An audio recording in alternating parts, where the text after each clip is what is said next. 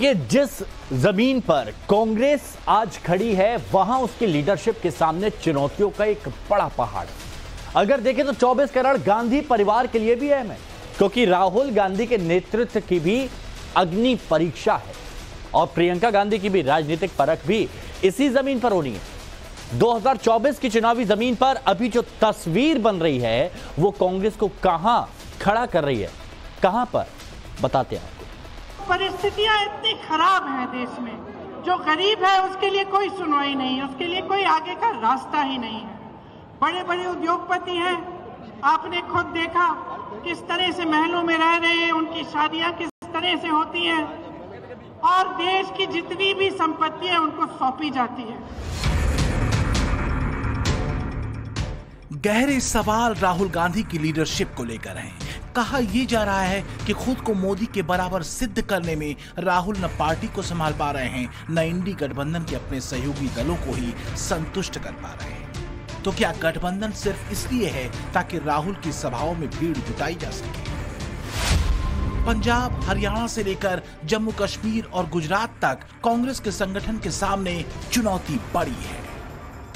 कहीं अलग अलग गुटों के आपसी टकराव हैं, तो कहीं उम्मीदवारों के चयन को लेकर हो रही देरी। इसी हफ्ते पंजाब के 5 कांग्रेसी सांसदों ने सोनिया गांधी से मुलाकात की थी। सभी ने यह अपील की कि पंजाब में उम्मीदवारों के नामों का ऐलान जल्द से जल्द किया जाए, क्योंकि चुनाव प्रचार में इसकी वजह से देरी हो रही है।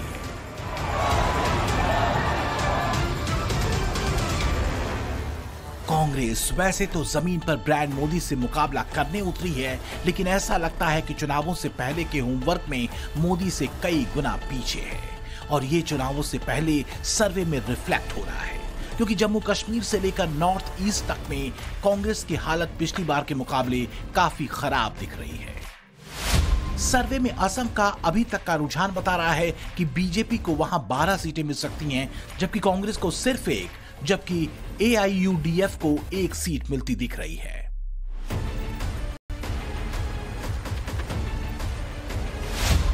नॉर्थ ईस्ट के बाकी राज्यों में बीजेपी को 5 सीटें मिलती दिख रही हैं, जबकि कांग्रेस को 1 और अन्य को 5 सीटें। सर्वे के रुझान बता रहे हैं कि जम्मू कश्मीर में भी कांग्रेस के हाथ 0 यानी 0 ही है। बीजेपी को 3, कांग्रेस को 0, PDP को 0 और नेशनल कॉन्फ्रेंस को यहां 3 सीटें मिलती दिख रही हैं। पूरी दुनिया में हिंदुस्तान का डंका बज रहा है कि नहीं बज रहा है? यूरोप में भी भारत का डंका बज रहा है, अमेरिका में भी भारत का डंका बज रहा है, अफ्रीका में भी भारत का डंका बज रहा है, सारी दुनिया में देश का डंका बज रहा है ना। ये दुनिया में डंका मोदी के कारण नहीं, आपके एक वोट के कारण दुनिया में डंका बज रहा है। सर्वे के रुझानों में मोदी मैजिक एक बार फिर असरदार दिख रहा है। दूसरी तरफ कांग्रेस की तरफ से बैटिंग कर रहे राहुल गांधी जनता के भरोसे पर कमजोर नजर आ रहे हैं। अगर 543 सीटों के ओवरऑल रुझानों को देखें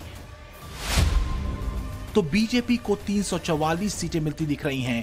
कांग्रेस का कांटा 50 से भी नीचे करीब 37 सीटों पर अटक रहा है।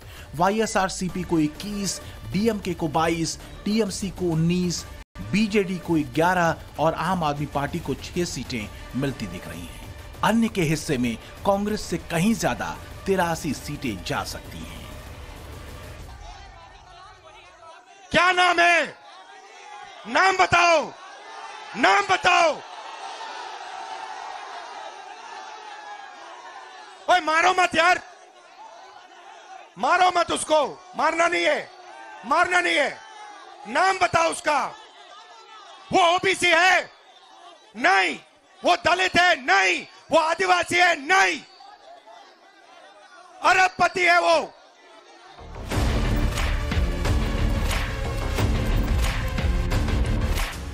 तो क्या जातीय राजनीति वाला दांव भी कांग्रेस की सत्ता उम्मीदों पर पानी फेर रहा है? क्या मोदी के राष्ट्रवाद की हवा को जाति से ऊपर उठकर देश चुनता दिख रहा है? क्योंकि रुझान सिर्फ एक सर्वे में नहीं है। देश में हुए अलग अलग ताजा सर्वे में कम से कम 3 रुझानों में इंडी गठबंधन 120 के आंकड़े से भी नीचे है। सिर्फ सी वोटर के सर्वे में इंडी गठबंधन को 156 सीटें मिलती दिख रही हैं। एक ही प्रोडक्ट बार बार लॉन्च करने के चक्कर में कांग्रेस की दुकान ताला लगने की नौबत आ गई है। अरे दुकान हम नहीं कह रहे, आप लोग कह रहे हैं। आप लोग कहते हैं दुकान खोली है, सब जगह पे बोलते हैं, दुकान को ताला लगने की बात आई। अब जरा एनडीए बनाम इंडिया गठबंधन के हिसाब से ताजा रुझानों को देख लीजिए। अगर रेंज 364 से 403 के रेंज में एनडीए को 384 सीटें मिलती दिख रही हैं, जबकि इसके मुकाबले इंडिया गठबंधन को 118 सीटें हासिल हो रही हैं।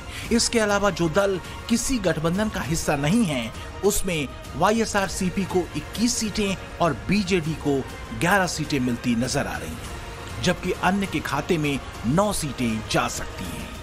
अभी बाबा साहब अम्बेडकर के संविधान को हटाकर नरेंद्र मोदी के संविधान को लाने के लिए 370 और 400 की बात कर रहे हैं। मैं फिर से कहूंगा, 2004 में इंडिया शाइनिंग, हमारे देश के विश्व पितामह अटल बिहारी वाजपेयी प्रधानमंत्री थे।